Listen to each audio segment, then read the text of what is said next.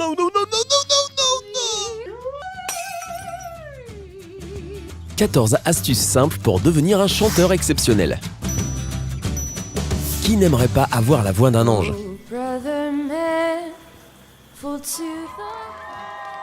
Tu es libre de ne pas y croire, mais nous avons tous cela en nous. Même tes chanteurs préférés ne sont pas nés avec un timbre de voix tel que tu leur connais. Ils ont dû le travailler. Mais si tu sens que tu es la star de demain et si tu adores chanter dans ta salle de bain ou sur scène, quelques petites astuces vont significativement changer ta voix. Tu n'as pas besoin de prendre des leçons de chant qui coûtent un bras et tu pourras même le faire depuis chez toi. Alors, mets-toi à l'aise et écoute bien. Mais avant de te chanter comme Céline Dion, n'oublie pas d'activer nos notifications pour ne plus manquer nos mises à jour. Partie 1, apprendre à bien respirer. Quoi ? On ne commence pas directement par les exercices de chant ? Eh bien non, la première chose que tu devrais travailler pour bien chanter, c'est ta respiration.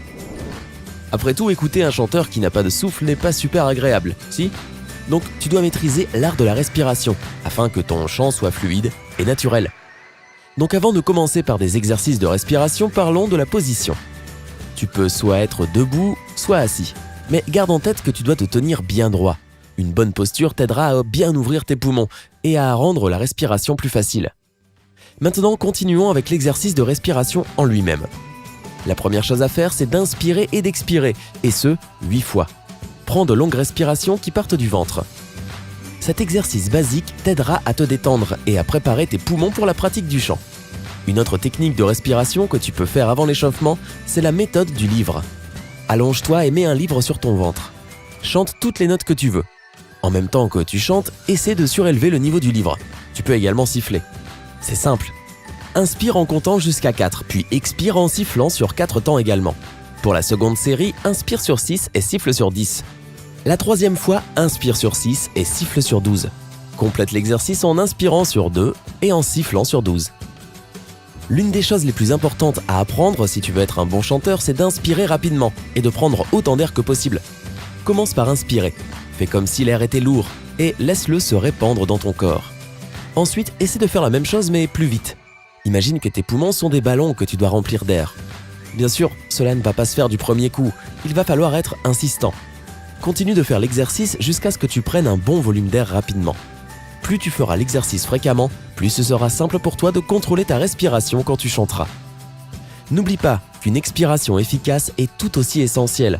Entraîne-toi à expirer en soufflant sur une plume. Ton but est de la faire voler dans les airs avec seulement une expiration. En expulsant tout l'air de tes poumons, garde en tête que, tandis que tu expires, ton abdomen devrait revenir à sa taille initiale et ta poitrine ne devrait pas s'affaisser. Continue de répéter l'exercice jusqu'à ce que tu te sentes satisfait de tes expirations. Et c'est un guide d'exercice de respiration pour les débutants. Si tu veux augmenter tes capacités, tu trouveras des tonnes d'exercices de respiration en ligne. Rappelle-toi de ne pas oublier cette partie-là. Tu verras la différence entre avant et après. Partie 2, l'échauffement. Chanter, c'est comme faire du sport. Avant de s'attaquer au cœur du sujet, il faut s'échauffer et se préparer. Commence par chanter avec ton timbre de voix, puis descends dans les graves, reviens à ton timbre de voix, puis va dans les aigus. Si tu sens que tu dois forcer, pas de panique. Fais une petite pause et reprends. N'essaie pas de taper dans les notes les plus graves ou les plus aiguës qui soient. Chanter, c'est un travail de longue haleine, donc patience. Et prends bien soin de ta voix. Pas de pression. Plus tu t'entraîneras, plus tu t'amélioreras. Avant toute chose, certains exercices d'échauffement peuvent renforcer ta voix, donc entraîne-toi autant que tu le peux. Le mot-clé ici est dynamique. Commence par chanter certaines notes où tu te sens à l'aise, puis fais un crescendo. Porte ta voix au loin ou un décrescendo. Ta voix doit être délicate. Ne chante pas trop fort car tu pourrais sérieusement altérer ta voix. Commence par un crescendo qui viendrait presque sans effort. Perfectionne-le puis cherche à pousser ta voix. Tout comme avec les notes graves et aiguës, tes capacités de chant vont s'améliorer avec une pratique régulière. Presque tous les échauffements des écoles de musique commencent par un échauffement de la voix, qui peut se manifester par des vocalises en fredonnant le Do, Ré, Mi, Fa, Sol, La, Si, Do, par exemple. Incorpore cette astuce toute simple dans ta routine d'échauffement. Essaie de faire toutes les notes rapidement. Tant que tu y es, tu peux également faire des vocalises de différentes intensités et sons. On trouvera le Ha, le Hi, le Ho, le Hu, le Ho, le Hei et enfin le Hey. Finis ton entraînement en t'essayant à différents niveaux. Tout d'abord, tu dois identifier ta catégorie. Tu y trouveras plusieurs vidéos sur internet pour savoir si tu es grave, soprano, ténor, alto ou encore baryton.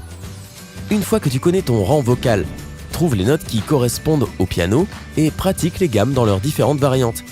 La plupart des coachs vocaux recommandent de faire cet exercice entre 20 et 30 minutes par jour pour avoir les meilleurs résultats. Si tu veux développer tes capacités, essaie de chanter grave et aigu dans les autres octaves. Aussi compliqué que cela puisse paraître, l'effort additionnel va sérieusement changer ton savoir-faire. Et voilà notre session d'échauffement terminée. Une fois encore, ne sois pas fainéant et ne passe pas à côté de cette étape. Tu pourrais endommager ta voix sinon. Une fois que tu as fini avec tes exercices de préparation, il est temps de passer à la partie que tu attends, chanter. Partie 3, chanter.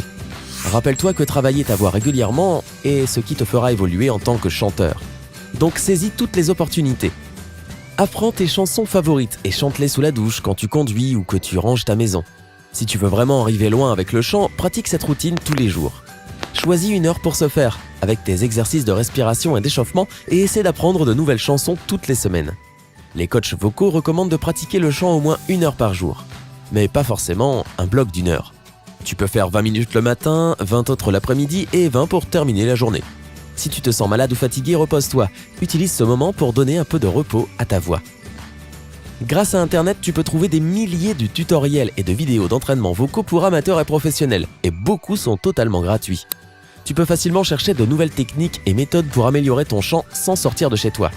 Toutefois, ne prends pas cela trop au sérieux car tous ces gens qui se disent professeurs en ligne ne sont pas toujours des professionnels.